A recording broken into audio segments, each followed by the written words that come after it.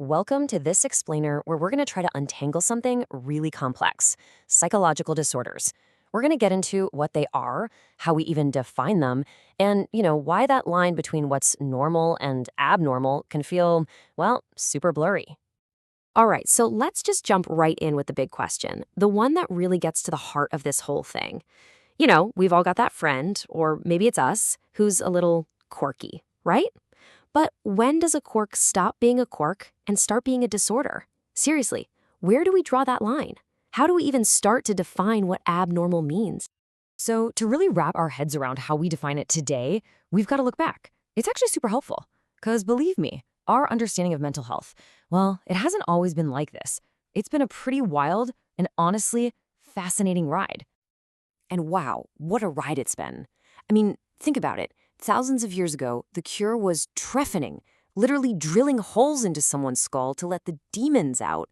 Wild, right? Then you fast forward to ancient Greece, and you've got Hippocrates, who was kind of ahead of his time, suggesting, hey, maybe this is a biological thing, like an imbalance of bodily fluids or humors. But that idea didn't stick for long. The Middle Ages and the Renaissance? Oh yeah, we went right back to supernatural stuff. Spirit possession, exorcisms, even accusing people of witchcraft. It's really only in our modern era that we've landed on what we call the medical model. This idea that psychological disorders are illnesses, with symptoms and a course that we can actually diagnose and study scientifically. Okay, so with all that history as a backdrop, how do the pros do it now? Obviously, they're not looking for demons or checking your body's humors. Instead, they've got this, like, a diagnostic toolkit. It's built around a few core ideas to figure out if a behavior is tipping over into being psychologically abnormal.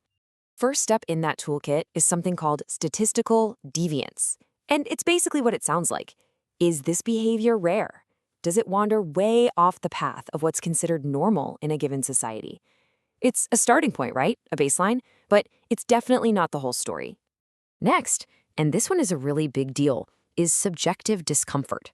Basically, is the person themselves in pain? Are their own thoughts and behaviors causing them emotional distress?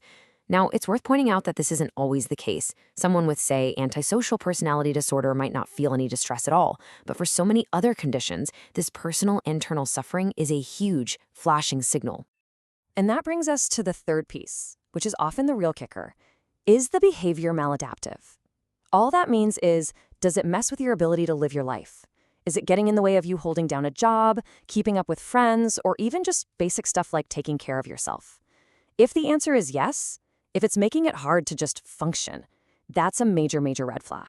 So you can kind of boil all this down into a sort of diagnostic checklist. Psychologists are basically asking 5 key questions. 1, is the behavior unusual? 2, does it go against what society considers normal? 3, does it cause the person significant distress? 4, is it maladaptive? Does it get in the way of their life? And 5, is it dangerous, either to themselves or to other people? And the rule of thumb is, if you're checking yes on at least 2 of those, then it's time to suspect a psychological disorder might be at play. All right, so let's say a behavior pattern gets flagged as a possible disorder. The next logical question is, why? What's causing it? To get at that answer, psychology doesn't just have one explanation. Instead, it uses a few different models. Think of them like putting on different pairs of glasses, each one giving you a unique view of the same problem. And this is such a great way to think about it. First, you've got the biological lens. This is all about the body's hardware, right? Our genetics, our brain chemistry, the physical structure of the brain. Then you switch to the psychological lens, which is more about the mind's software, our thoughts, our learned behaviors, those deep-seated conflicts. And finally, there's the socio-cultural lens. This one looks at the environment that all this hardware and software is running in, our family, our culture, and our social world. So let's look closer at that biological model. It's really all about the physical stuff. It proposes that disorders have a medical or biological cause. Maybe it's in your genes, maybe it's the actual wiring of your brain, or maybe it's about faulty neurotransmitter systems, the chemical messengers that make everything happen up there. The psychological models, though, they look at it differently. They focus on the mind. For example, a psychodynamic perspective might say a disorder is bubbling up from some repressed unconscious conflict. A behavioralist would say, nope, it's a learned response, something you picked up, like any bad habit. And then a cognitive psychologist would jump in and say it's all about illogical or messed up thinking patterns. And then there's the sociocultural model, which is so important because it reminds us that, hey, we don't live in a bubble. This perspective sees abnormal behavior as a product of the world around you. Your family, your social circle, the culture you grew up in, all of it plays a part.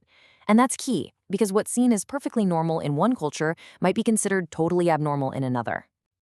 But here's the thing, and this is maybe the most important point of all, it's almost never just one of these lenses. The real answer is that they all interact with each other. Modern psychology calls this the biopsychosocial perspective. It's this beautiful, complex dance between your biology, your psychology, and your sociocultural environment that all come together to cause these disorders. Okay, so you've got all these different symptoms, all these interacting causes. You can see how it could get super messy, right? Just total chaos. To bring some order to that and to make sure everyone is speaking the same language, professionals really needed a way to classify things. And in the US, that system is the DSM-5. That stands for the Diagnostic and Statistical Manual of Mental Disorders.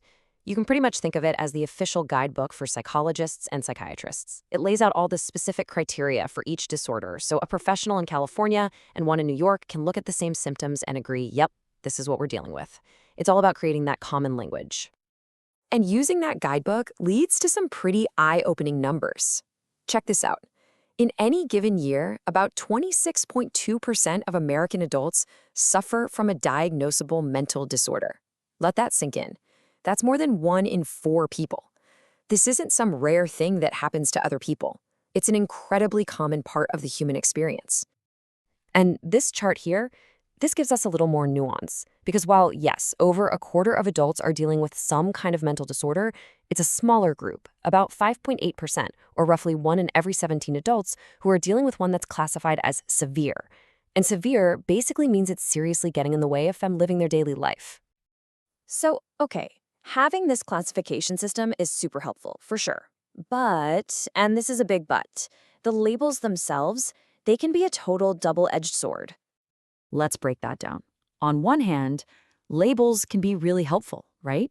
They help professionals communicate, they create clear categories, and most importantly, they help people get the specific treatment they need. But on the other hand, those exact same labels can be incredibly harmful. They can be slapped on people in a prejudicial way, they can stick around forever, and they can lead to all sorts of judgment and stigma. And we're not just talking about hurt feelings here. The real-world impact of stigma is huge. It can mean losing your job. It can mean friends and even family pulling away. It puts this unbelievable amount of stress on the people trying to support you. It's like this whole extra layer of pain that gets piled right on top of what you're already going through. So this brings us to the real takeaway.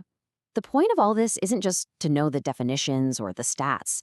It's about taking this knowledge and asking ourselves, okay, so what do we do with it? Now that we know how these things are defined, how common they are, and the power that labels hold, how can we, together, start to redefine the conversation around them? How do we shift it from judgment and stigma to one of support and understanding? That, right there, is the question we need to be asking.